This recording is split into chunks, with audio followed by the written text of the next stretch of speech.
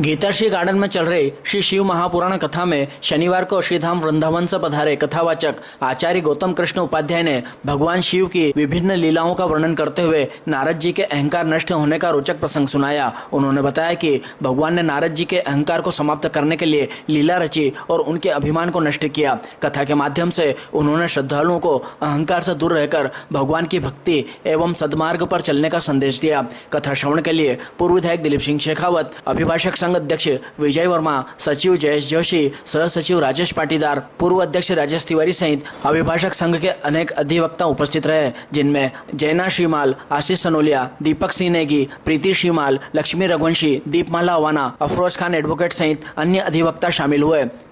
इसके अलावा सराफा एसोसिएशन के नरेंद्र राठी, केमिस्ट एसोसिएशन से अंकित सेठिया एवं द्वारका सेठिया, रतलाम के योगेंद्र सागर इंस्टीट्यूट के डायरेक्टर योगेंद्र सागर, गोपाल प्रसाद शर्मा तथा अहमदाबाद गुजरात के उद्योगपति कमलेश शर्मा सहित बड़ी संख्या में श्रद्धालु एवं गणमान्य नागरिक कथा श्रवण करने पहुंचे। कथा के दौरान भजनों और भगवान शिव के जयकारों से कथा पंडाल भक्तिमय हो उठा। श्रद्धालुओं ने पूरे भक्तिभाव के साथ कथा का श्रवण किया। कोई भी सदस्य 10 रुपया ना धरे, वो 10 रुपया कैसे रह गए हैं, क्या कहेंगे। जीते जी पहले प्लानिंग हो जाती है, छोटी बहू की, बड़ी बहू की। माता जी के पावन में जो अक्काएं बिन्ने मैं ले लूंगी, कानन वाले ने तू ले लीजिए। हाँ,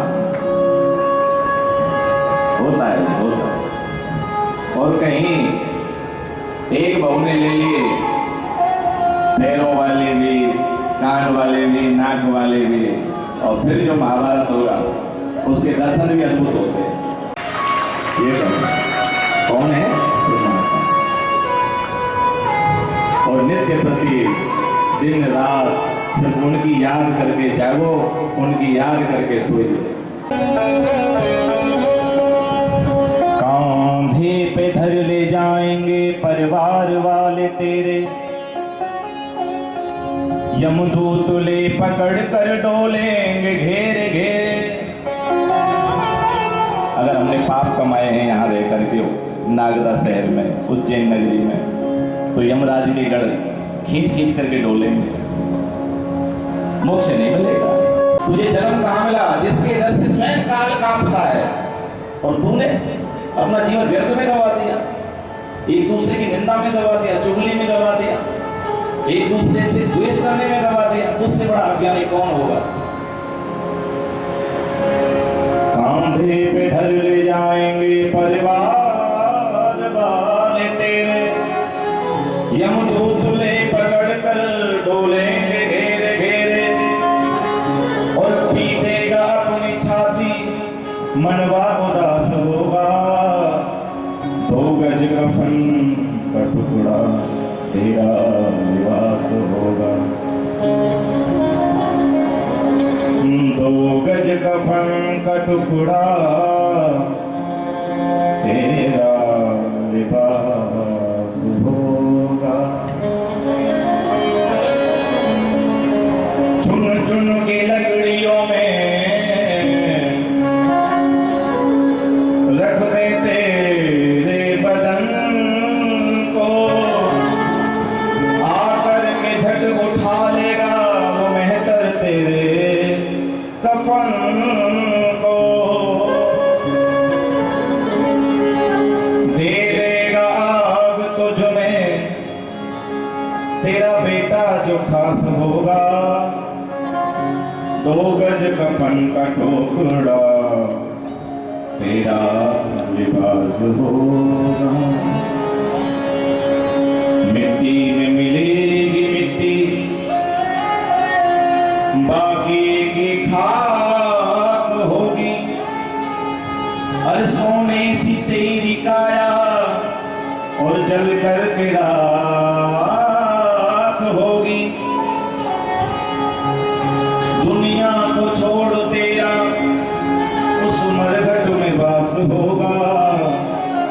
और 2 गज कफन का टुकड़ा तेरा लिबास होगा। 2 गज कफन का टुकड़ा तेरा लिबास होगा। सूत जी महाराज कह रहे हैं, भैया 88,000 ऋषियों,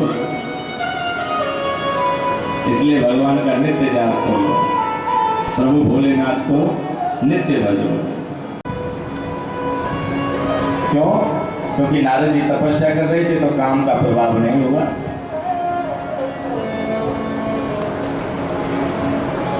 क्योंकि भगवान के भजन में मन तभी लगता है जब काम का प्रभाव शून्य हो। और यह कब होता है? यह प्रभु शिव की कृपा से होता है। वहां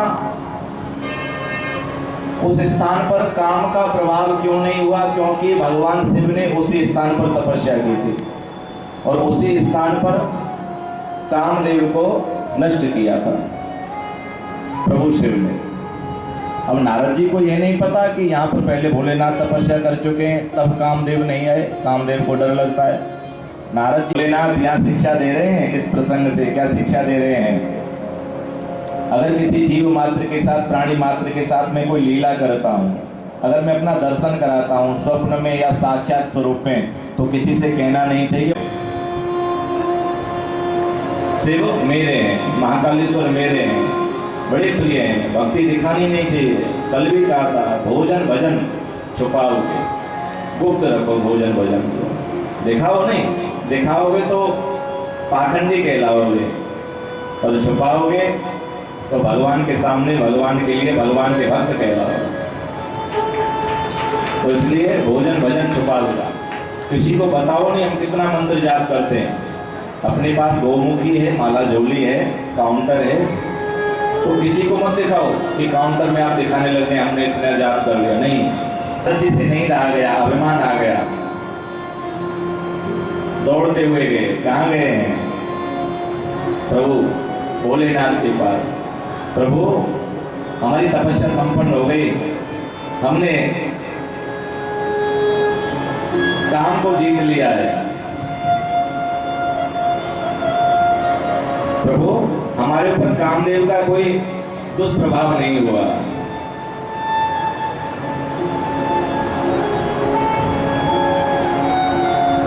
सूत जी कह रहे हैं, हे ऋषियों, इस प्रकार जब अपनी विजयश्री का समाचार प्रभु शिव को बताया है कैलाश पर जाकर के, तो भगवान शंकर ने देखा कि नारद जी के मन में कामदेव पर विजय का जिता काम अहमिति मन माही अभिमान आ गया है। भगवान शंकर कह रहे, नारद जी आप पर भगवान की कृपा है। भगवान भोलेनाथ ये नहीं कह रहे हैं कि ये सब मेरी माया से हुआ है। तभी तो शिव हैं जो किसी को यह मालूम ना होने दें कि मैं ही सृष्टि का रचयिता हूँ, मैं ही सृष्टि का पालन करने वाला हूँ, मैं ही सृष्टि का संहार करने वाला हूँ।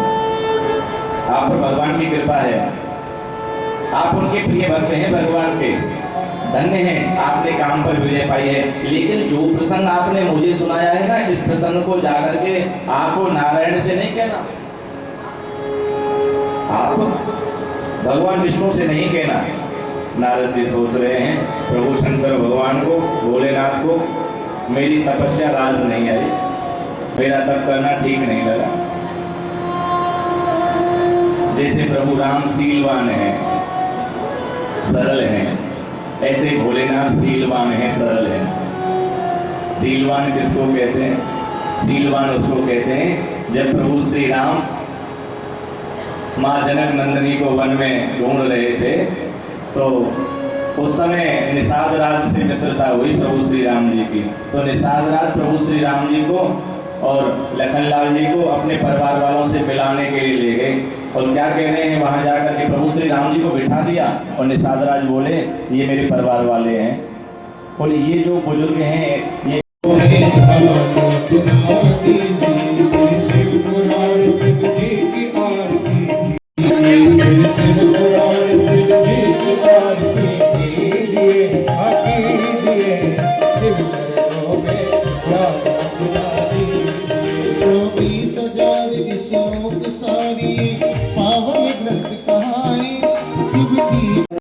कन्याकुमारी दीनय तल्लो शक्ति प्रचोदयात्। नाना सुगंध पुष्पाणि अथा कालोक्य भवानि च पुष्पाञ्जलिर्मया दत्तो ग्रहण परमेश्वरो सादर मंत्र पुष्पाञ्जलि।